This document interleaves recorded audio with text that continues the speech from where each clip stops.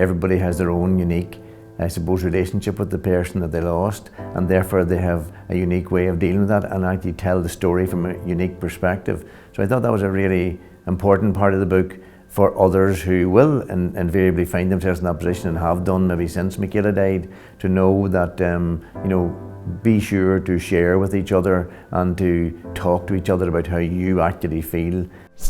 Hi everyone, welcome back to Gript Media. Today I'm speaking with Mickey Harte about his latest book, Devotion. Hi Mickey, thank you so much for joining us with Gript Media for this interview. The interview is going to be on your new book, Devotion, which was out last year in October 2021. The book itself has had such a big reaction. A lot of people have been very moved, very inspired and motivated by your openness in the book, and it's really the first time, Mickey, that you have dealt with the legacy of the loss of your daughter Michaela. It's really a beautiful book. It's very poignant, and there's a great sense of hope in the book. And of course, it's your third book, and it was ghostwritten by Brendan Coffey. So really, first off, why did you choose to write the book, and why now? Well, thank you for having me here anyway, first of all, Maria. And I suppose it wasn't really a decision that we made or anything. I met Brendan down in Carton House. He was working for the Golf Union of Ireland down there, and my nephew, Conor Mallohan, knew him and said he would like to have a chat with me sometime. And so we set up that meeting and we had a chat and we enjoyed each other's company. And he is from a journalist background. He did some sport journalism, and he decided then we'd like to meet again. And then when we met the second time, he says maybe we should record some of this, because it's interesting to be chatting to each other. And we just struck up a good relationship with each other, and we decided that we would have a number of these meetings or gatherings or interviews, call it what you will. And over time it just went on, and I suppose in the back of our minds somewhere we said maybe this could be a book sometime, but we never set out to say this is going to be a book, and we never had a deadline date for when it would end either. It just happened to go on and on, maybe for 3.5, 4 years maybe. And then we decided that maybe it was time to put it to print. And was writing Devotion, the memoir, was it a kind of a catharsis for you, the experience of writing the book? Yeah, it did become that, maybe even didn't realise it until you started to read back what we talked about. And maybe the other good thing about it was that we got different perspectives on the same event within a family, and I think that was something quite unique. I've never really seen that much before, where the general public believe that when there's a serious bereavement in a family that they all grieve equally and together, and that's not necessarily the case, as I think the book fairly well illustrates, that everybody has their own unique, I suppose, relationship with the person that they lost, and therefore they have a unique way of dealing with that and actually tell the story from a unique perspective. So I thought that was a really important part of the book for others who will invariably find themselves in that position and have done maybe since Michaela died, to know that, be sure to share with each other and to talk to each other about how you actually feel, and allow everybody to feel the way that they do, because that's right for them at this moment, at the moment in time that they're speaking about it. And so I think and I hope that that insight into that situation might be of help to others. And we read a lot about your early life in the first chapter of Devotion, and it's very clear you've got a lot of very cherished memories from that time growing up, and there's a real portrayal of the simplicity of that time and the values that were instilled in you from a very young age. And you say so beautifully in the book, you say, I fell in love with the world of my childhood. How did your upbringing influence you and help to make you the person that you are today? Well, I suppose I feel blessed. I've always said that throughout my whole life, to be born into the family I was born into, that my mum and dad were very good people, first of all, and then they had a great love of God. And I suppose that's why they were good people, because they really put God at centre and front of their lives. And it wasn't anything very heavily theological or anything else. It was very practical. We lived beside the chapel. They went to the things that were on in the chapel. We said the rosary every night in the house. My father declared that to be something that he always wanted to happen every night, and we all knelt down on our knees and said it. And it wasn't just about them being good people. They acted in that way as well. It wasn't about sort of having these religious beliefs and and putting them aside somewhere for a Sunday or whatever. It was the way they lived their lives during the week and the way they lived their lives in our house, where everybody was made to feel welcome. What little they had, they would have shared with anyone else, because it wasn't a time of plenty materially, but spiritually it was very rich. I've often quoted that in many people that I've been talking to, and I think it's a treasure that I feel blessed to have been born into. And it was their influence, and it's the old story, and we heard it, and we've heard it many times. Faith is not taught, it's caught. And it really was caught in our house, because it was there, it was evidenced every day of the week, Absolutely, you had that witness. Absolutely, and it was great to have, just even that people talk about prayer and, why say prayers all the time, why say the rosary? And the alternative is don't say it and then don't say any prayers. So, you just have to have the discipline of giving some specific time to God on a daily basis.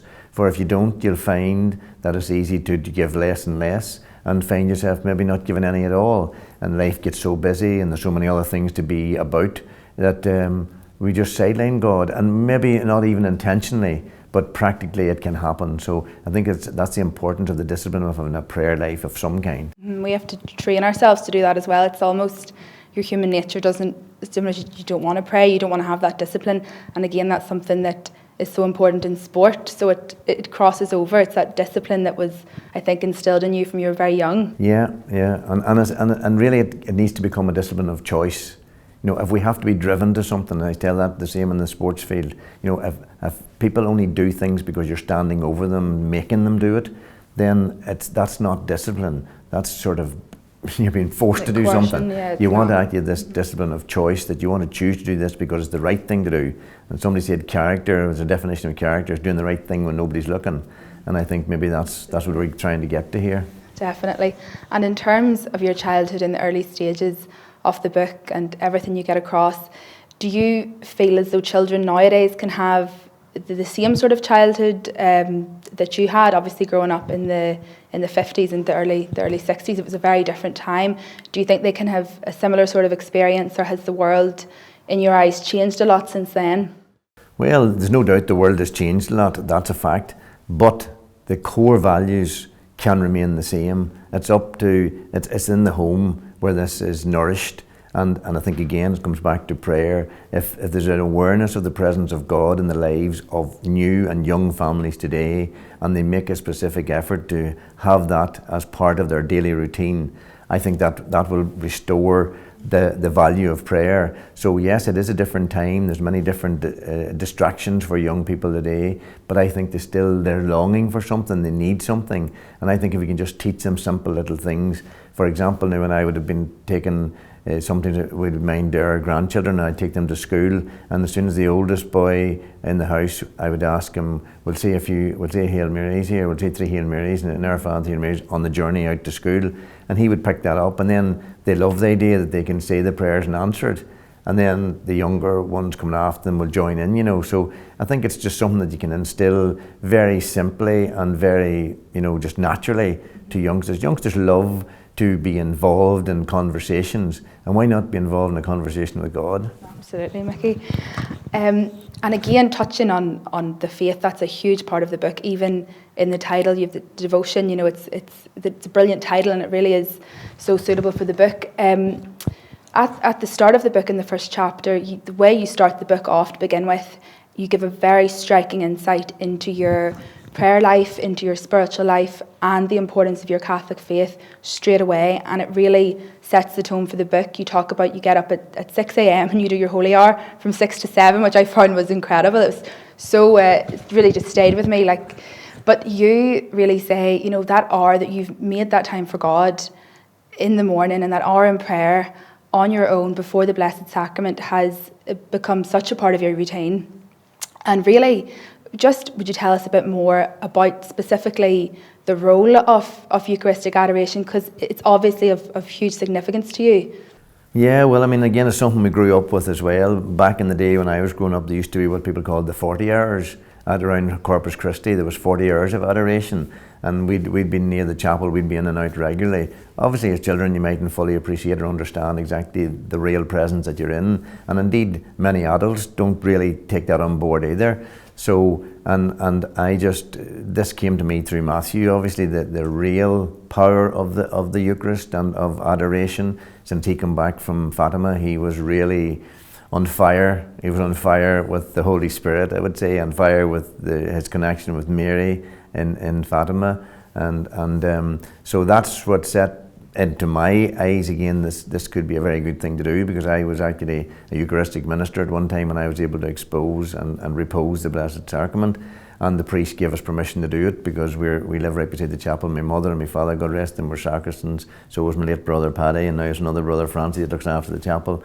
So we have great access to the chapel, which is good. But that's where it started, and I must say as well, since the book, at the time we were writing the book, I was doing this on my own, but thankfully now there's other people come and join. Oh, so they know you're there, Mickey. They know we're there, yes. So some of my own family, obviously my brother that looks after the chapel, and another brother and his wife, and other locals come in, not necessarily every day, but from time to time. And it's great to see that I'm not on my own anymore with the Lord. I've got other people too, and we say a collective rosary when before we finish each morning. So I'm not there from 6 to 7, just to make that right. I get up at 6, and by the time I get in, it could be 6:30, 20 to 7, but I would maybe even get an hour and a half most days in now. Oh, brilliant. Yeah. And obviously you see the effect that hour has had in prioritising God in your life on such a practical level. Like you definitely, the blessings and the graces that you get from that hour. Well, absolutely. I mean, if we really do believe, as we ought to believe, that this is the real presence, and this is like, what an opportunity. Like, we all think we idolise certain people and say, oh, I'd love to be speaking to them, I'd love to be in their company. And we have the greatest company of all in the Lord himself on the altar in the Blessed Sacrament. And how could you not want to be in the flow of the graces that's coming from there? And we have to pinch ourselves and begin to realise what a gift it is that we have. And you know, if people really, really thought about it in the way they might do, they would be flying to see to visit him every day. And you know, you couldn't not be blessed by being in that presence, even if you didn't know how to pray or what to pray. Just to be there, as people say, just sit there and look at him, and he looks back at you. And you just have to have faith. I mean, I can't see anything to tell me that, but I just feel so blessed that God has given me the eyes of faith to know that that's true. So Devotion is an incredibly moving read, and in it we get to learn so much about your life, Mickey, and I feel as though we really get to know you as a person, as the reader. You bring the reader with you through, you know, the joys, the triumphs, all the All-Ireland wins, the joy of having your family, and all these beautiful memories, and especially your relationship with Michaela and just how special that was, and your closeness and the bond. But also, along with all those highlights and the good times, there is a focus in the book on suffering, and you know, we see the trials and the tribulations, obviously not just in a professional sense or in sport and defeats in that way, but on a far broader scale, of course, the suffering of family losses, and of course the loss of Michaela in 2011. And one thing that is really striking at the start of the book is that you say that my faith has taught me to see the crosses as gifts, and that is a very different message than the world would give us. I think, you know, if we're looking at the message of the world, suffering is something that should be avoided. It's something we should avoid at all costs. And it's, you know, you appear to be saying something quite different from that about suffering. And really the question would be, you know, do you see suffering as having a value, maybe a hidden value, that there is a point in suffering, that it isn't meaningless? Well, absolutely. I mean, many people are born with certain difficulties, challenges, disabilities, whatever, and invariably you find when they get the grace of acceptance of where they are, then they're a real inspiration to those around them. And maybe it teaches us not to take life for granted, not to believe that we write the script. You know, the script, we play our part in the script, but there's somebody, a much higher power above us. And sometimes we feel that, you know, we're just moving through life and everything's rosy and we're in charge. And sometimes I feel that these things happen in life to say, maybe jolt you into a wee bit of reality and say, no, God's in charge. And just be always aware of that. Now, God doesn't send us these things to punish us. He sends us these things to make us better, I do believe. And I think there's where the element of suffering comes in, that, you know, if something happens in your life and it causes you great grief and great suffering, then maybe you reflect and review your life and you realise that I can be stronger because of this. And not only that, if I can be stronger, maybe that's the pebble in the pond that can send out those kind of vibes to others as well, who will invariably find themselves in difficult positions.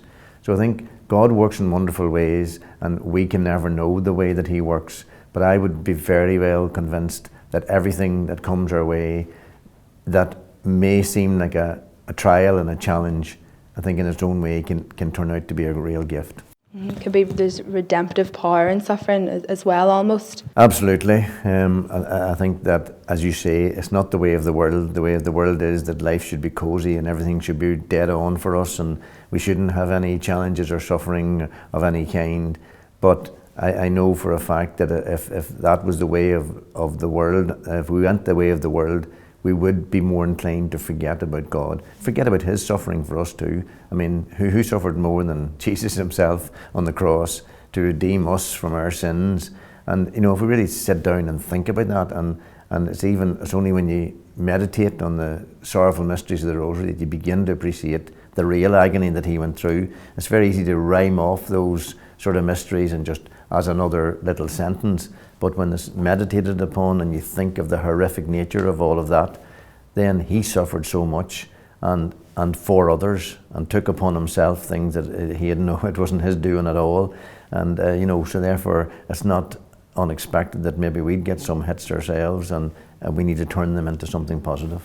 Near the start of the book, Mickey, you really movingly talk about your little sister Veronica, who lived for one day. She died the day after she was born.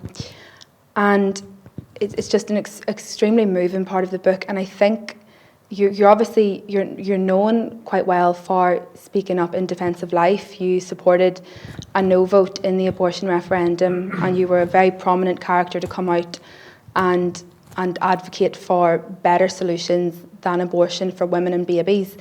How did Veronica's short life, I know you describe her as, you know, a sacred gift to your parents and a beautiful soul. How did her short life influence or impact your beliefs on the protection of the unborn and the dignity and sanctity of every human life from conception until natural death? Well, I think it's just, I suppose, I feel that because Veronica was born and I didn't know her, and for years, you know, nearly didn't encounter her in our family. It was as if this is a little person, but didn't really exist and such. But she was born. I know, I suppose, from being a father myself, I know what a child will mean to parents. And I know how much it must have meant to Mummy and Daddy to lose that wee baby, because this is another special person given to them by God. And I think I've made somehow I think that I have a love of wee children. I love young children. I love their own children when they're growing up, and obviously we save for the grandchildren. They just make life special, and they're so brilliant. And to think that those little lives can be just dismissed as of no value and at the whim of somebody else, I think it's very, very sad. And I think that, you know, when people begin to realise that, you know, there's not much difference. In fact, there's no difference to me from a child in the womb at 6 or 8 months and a child that's born at 9 months. They're still a child. They're another person. They're a unique person, and they need to, you know, we're all about these rights for this and rights for that and rights for that. What rights are we given to a defenceless little baby? In this country at the minute, it's really shocking what's allowed to happen there. And they are a real person, and there's no getting away from that. And the science is even adding to that fact. It used to be in the past, people could maybe argue that this is something else. It's not a child, it's not a baby. It is a baby, it's a real person. And maybe that's what, maybe my sister Veronica might be the one who's that wee person that I never knew. it might have attracted me to this whole idea of special little people. And Mickey, you managed Tyrone from 2002, and at your resignation in 2020, you were the longest serving inter-county manager in the history of the GAA. And through that time, you led Tyrone to 3 All-Irelands, 6 Ulster Championships, and of course winning those All-Irelands in 2003, in 2005 and 2008 really fulfilled the dreams of generations of Tyrone supporters. It was huge. For you, and obviously football continues to be a big part of your life with Louth, but in terms of Tyrone, winning those All-Irelands and those successes, and obviously it took a huge amount of perseverance, of courage, of determination. For you, what do you think are the key qualities to be a great manager? Is it perseverance? Is it resilience in the face of knockbacks and defeats? Is it simply the way you engage with people? Maybe it's all of those, or is it something else? Well, you've summed up a lot of things there very well. Yes, it's about dealing with people. That's the most important thing. It's not about trying to get somebody else to do things to elevate yourself. It's about a sharing, it's about a giving, it's about what the GAA is about. It's about what can I give, not what's in this for me. So I think it's when you engage with the people that you're working with and create a positive relationship with them, that's what makes things happen. And they have God-given talents. We all have God-given talents. If we bring those talents and gifts together and combine them to the best of our abilities, then that in essence is what good management's about. It's me trying to be the best of myself and draw the best of those in my care in any given situation out of them. So if we can do that, then the rest takes care of itself. When you form that relationship where every person matters, it's not just the people that are easy to like or the people that have obvious star qualities all of the time. It's about the star quality that's in every person being brought to the fore. That to me is the essence of good management, and if you can do that, I think you'll be a blessed enough person. Football has been such a central part of your life, and of course it continues to play a huge part in your life now. You're manager of the Louth senior team. In the book, as you say football, like life, is really about how you make people feel. And obviously, you being someone who was on the front lines and such a prominent figure with Tyrone, you were able to see what winning the All-Ireland did for all those Tyrone supporters, what it did for the county. Would you be able just to tell us a bit more about what that was like, to how you felt at those times, and a bit more about the joy that those successes brought? Yeah, I think that really brought it home to us. We were involved in the football for a lot of years, and I suppose that's one big thing that hadn't happened in Tyrone. They never won the Senior All-Ireland, the Sam Maguire. And you don't realise it even when you're on that journey. It's when it happens and you've achieved it, and then come back to your own county, to your own people, and you just see the streets lined, and age makes no difference, and like young children of the smallest 4 or 5 years of age are excited about it. Men and women in their 90s are excited about it. Like, imagine us having the ability to bring joy to that wide spectrum of people just through the sport that we all enjoy doing. So you only then begin to ring a bell with you. This is special. And it's not special because of that cup.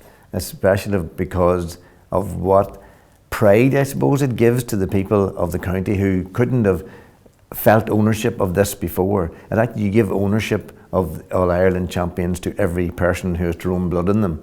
And that is some gift to be able to do that. So I really feel blessed that we as a group were able to do that and be the ones to bring that. And the evidence was there when we went around the county, seeing the people really lap it all up and feel part of it. And what have you learned, Mickey, apart from all the triumphs and the victories and all the breakthrough success with Tyrone, what have you learned from the setbacks and the failures in sport? Well, I've learned, I suppose, just to be patient, as you say, to be resilient, to know that, you don't always get what you want when you want it. That's very important. I think that's a real value that we all need to take on board. And maybe again, that's where the faith comes in as well. That we think we know what's best for us, and we think we want it and we want it now. And it doesn't happen that way. So, I suppose the sporting world is a template for that. You go out and you want to win this and you want to win that, but somebody else is going to put you back a day or two, you know, and you'll not get there. So I've always felt that it's great to give us that gift of patience. We need patience in all that we do. And I think we need to be patient with God as well, because we believe that we know exactly how our life should go. And if it's not going that way, then it's easy to get impatient with God or blame God. We can't blame God. God gives us so much. And if we're not getting what we want right now, it's for our better good. You know, so I think when people stop and begin to realise that, that puts some perspective on the fact that you do get some hits in life, and it's how you deal with them, how you get up after being knocked down, and how you continue to believe in the presence of God in your life through thick and thin, through good and bad, and that He's always there. And as we all know, He's even there more when we're in trouble and when we're down. That's the time He's carrying us. Every other time He's probably taking us by the hand, but when we're in real trouble, He's carrying us. That's so true. And I think I heard something recently, and it was very much, we're bad at listening. You know, we want the answers from God. We are impatient. Someone said, you know, we're meant to say, you know, speak, Lord, your servant is listening, but we're very much, you know, listen, Lord, your servant is speaking. We want to hear now what. Yes. So that is a very, it's hard to be patient, you know, when you don't think you're getting the answers. But as you say, so much goes on, and God's ways aren't our ways. And I think that's a huge theme of the book, is that, you know, while there's a lot of parts of the book that are sad, that are very hard to read, there's a huge sense of hope. You know, the hope is a big emotion, and it's that patience, and it's that waiting and trusting in God. Well, I think that hope is very important, and I've been to many houses and homes where they've lost young people through tragedies of various kinds, and they're just in a dark place and they don't know what to do or where to turn. And I can't tell them where to turn. All I can tell them is there is a place that will happen. It may take long or longer than you want to, or it might move faster for some and slower for others, but there is a place, there is light at the end of the tunnel, there is hope. You can live again. Life will never be the same, and don't expect it to be the same, but it doesn't mean to say that it won't be good. It can be good in a very different way, and you know, in time you will come to learn that there is truth in that. At an very early stage of a bereavement, it sounds like it's not right to be saying even, but you always qualify and say, I can understand how this may make no sense to you right now, but in time, believe me, it will make sense. There's a huge focus in the book on your faith, Mickey, your Catholic faith, and the transformative outlook that your faith has had. It's very much, you see the world through a sort of an eternal lens, and especially since losing Michaela so tragically, and having the grace, the God-given grace to process that tragedy and to have hope. Would you tell us a bit more about how, on a day-to-day basis, your Catholic faith uplifts you in good times and in bad times, how it plays a role? Yeah, well, the simple fact of it all is that, you know, this is not the end. This, you know, life's not the end, it's just a change. Or death's not the end, it's just a change. And so once you get that concept in that this is part of the journey of life, but only a very small part of it. And for the God-given faith that we have, the Catholic faith is life goes on, life is changed, not ended. And the other one, actually, that was the gospel reading, I think, at Michaela's wedding, which was very significant too. It says that nothing can separate us from the love of God, not even death. Nothing can separate us. So if nothing can separate you from the love of God, and where does the love of God, you know, where is it in life? It's in your family, it's in the people you love, it's in the people that you grew up with, in your household. So if that's where God's love is, then because some of them die, it doesn't separate you from it, because His love goes with them where they are, and we can still connect in that loving environment. So I think that gives me the solace and the, you know, that to say, you know, Michaela's gone humanly from this life, but spiritually she's still very much there. And if you begin to think of that, then she's always there, and we're always connected. So, you know, I can't say that I could have expected or anticipated being able to say that before Michaela died, but therefore I believe that the grace of God is at work And the minute that I heard that Michaela died, I could only think of saying, God bless you, Michaela. I hope you're where you want to be. And you know, it's a strange thing to be able to say that, but sure I couldn't say it on my own. Or if somebody had told me this was going to happen before it did, I'd say take me out of it too. You know, I couldn't survive that, but I'd have survived it, and the blessings and the grace are obviously there. And if, I always say as well, sure, if I was so fond of Michaela and she was so fond of me, why would that not continue? Why would it not continue? Sure, it's bound to continue. It's an eternal bond. Yeah. And following on from that, was there, sometimes you hear when someone dies, obviously you talk in the book, and as you've just said, that it's a kind of a divine intervention, that you had a grace to deal with such an unthinkable tragedy. It's something that no one can ever contemplate. You know, thank God most people never have to go through that level of suffering here. But was there perhaps a special moment, a specific moment where you had a sort of a confirmation or a grace that sort of acted as a, you know, as a reassurance for you that Michaela was okay, and that helped you to process her loss? I suppose that's what you just said. It was quite immediate, because you do hear of people when they're grieving and they get a confirmation, and God has given them that so that they have the grace to sustain them, and that they know where their loved one is. Yeah. Well, no, there's nothing dramatic has happened in my life, but I know and I believe that that Michaela is in a good place, because she lived her life that way, and the amount of prayers and masses that have been said for her since, I can't believe that she'd be anywhere else, though I can't for sure, but I know she's on her way. She's on her way. Whatever time it takes, Michaela will be there. And I think I take some comfort in the fact that, you know, even when it was the doubting Thomas who had to come and he had to put his hand on Christ's side and feel his wounds and all before he believed. But I'm on the other gang. I'm blessed are those who have not seen and yet believe, you know. That's the best way to be. I think that's a good thing to say, you know, that I believe, even though I haven't seen no signs and wonders that would say that's what's happened, you know.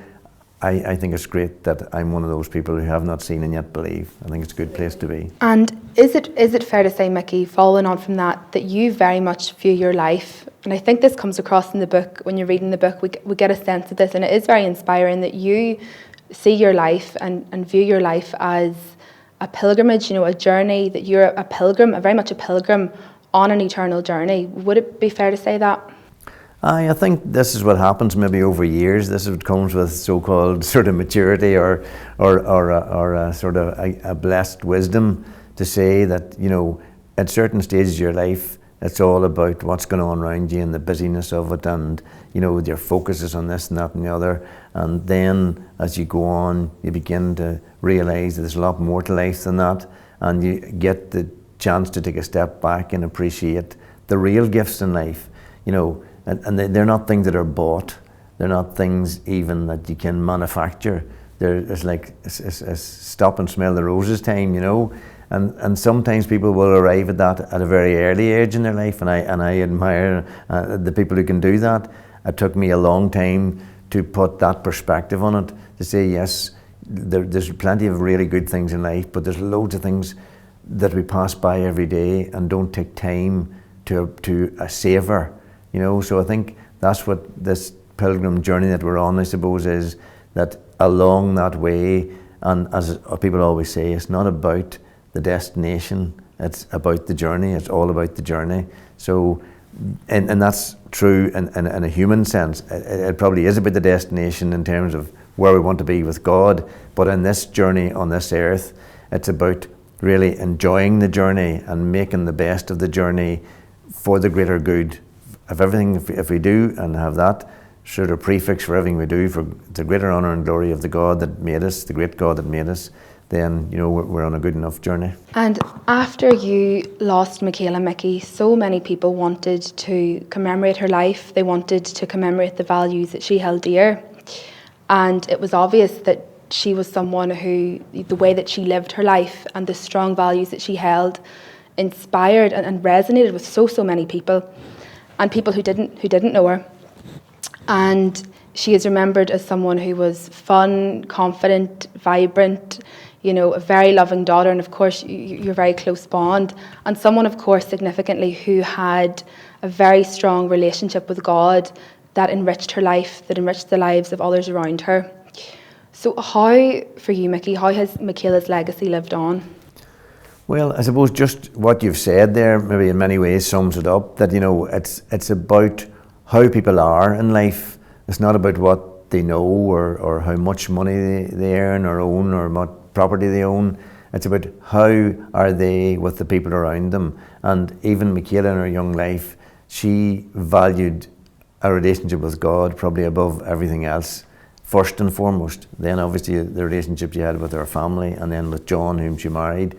All those things fitted in, but they were all sort of under the heading of God. She had a relationship with God, and then she wanted to bring that relationship to the rest of her life. Now, I'm not saying that she was a saint or anything else. She was a normal girl growing up like everybody else, had her rows at home with the boys and all the rest of that, but she was very good in terms of what her faith meant to her.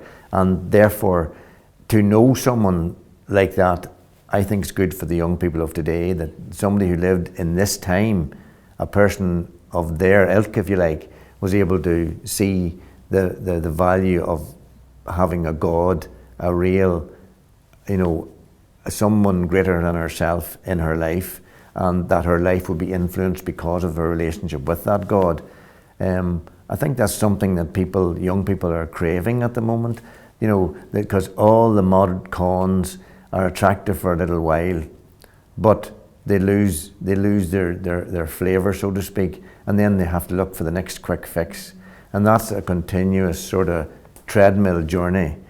Whereas when people find God in a real, true and present way, then it's only an enhancement of that relationship. It's not about the next fix. It's about growing into that real quality relationship with someone very special, someone a power so higher than us. So I think maybe it lets people know that this exists too. This is a possibility. It's not saying that everybody's going to take to it, or you have to tell everybody that's the way, but it's an example, I suppose, among many others, for people to say, and young people in particular, say, that might be a good way to go, at least to have a look at it anyway.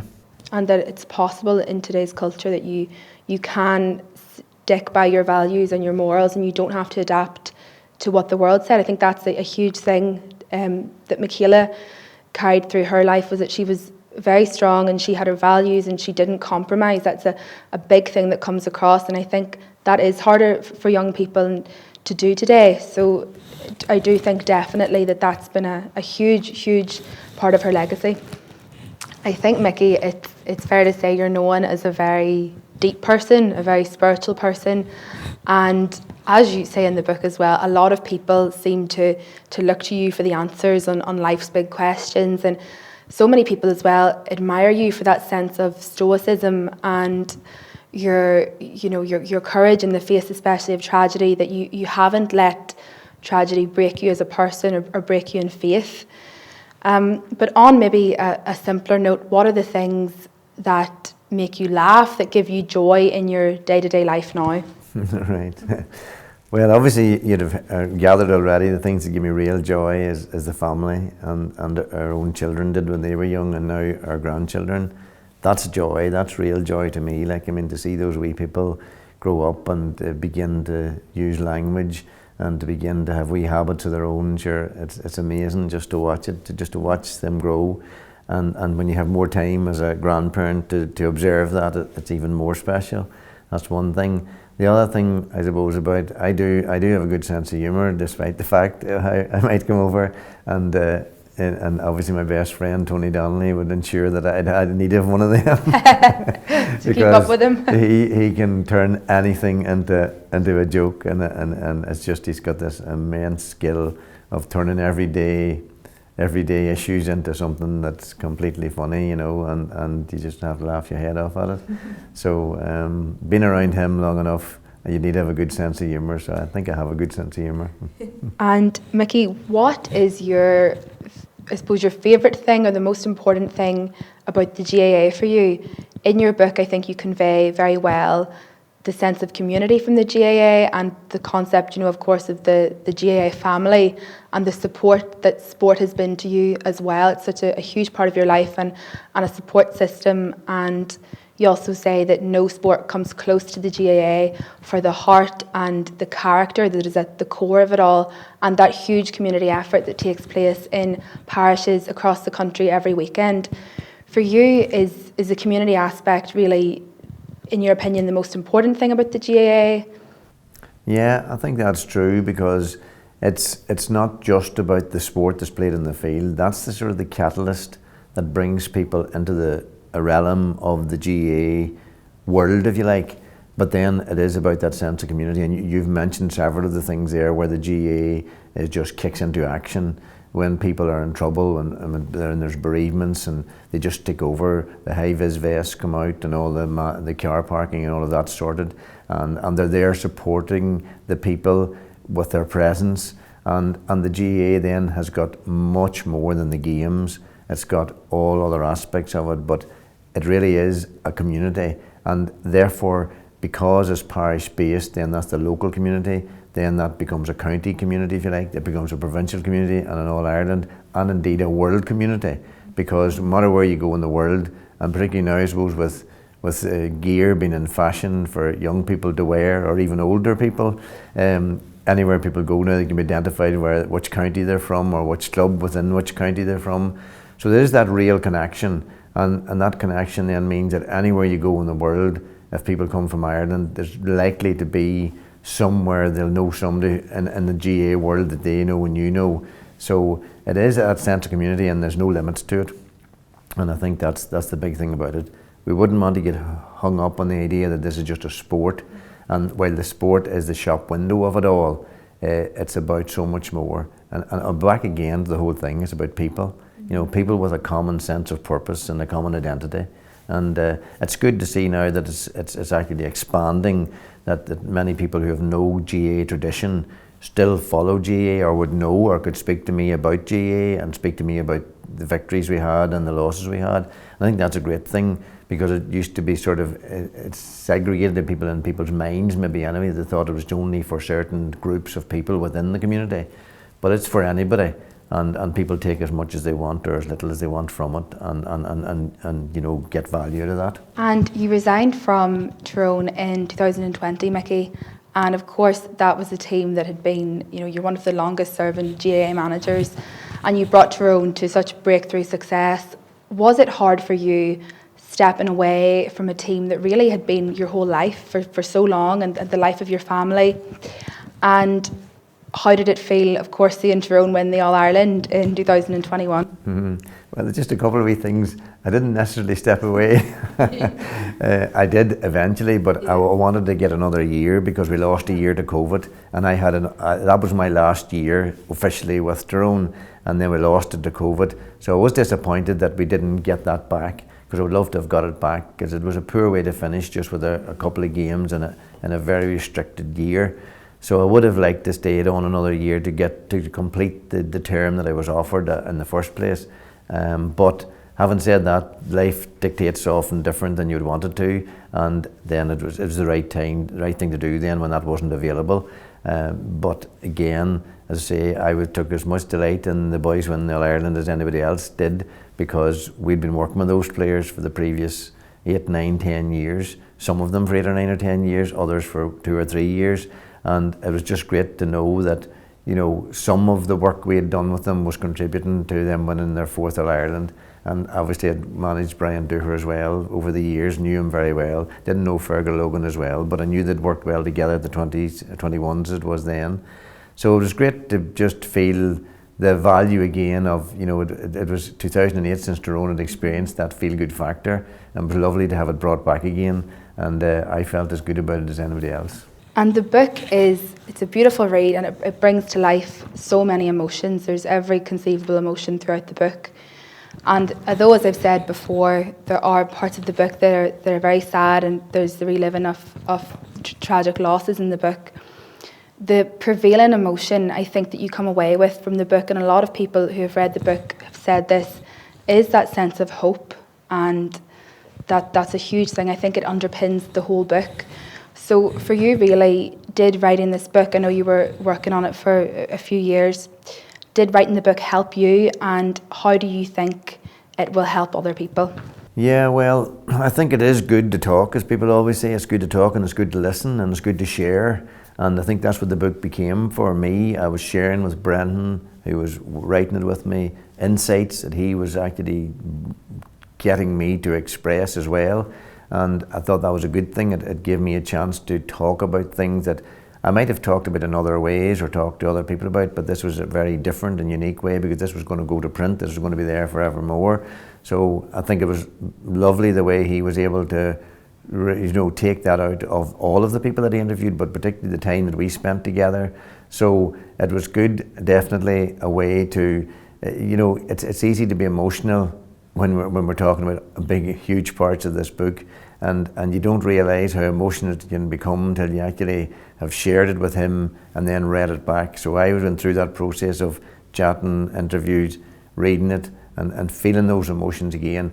But then again, that was a good thing to do, because it means that I've always sort of said to people, the emotions that you feel or the sadness is a sign of the love you have for somebody. If you didn't miss them so much, it'd be no big deal really. It would just be another person who was no particular influence on your life in any great way.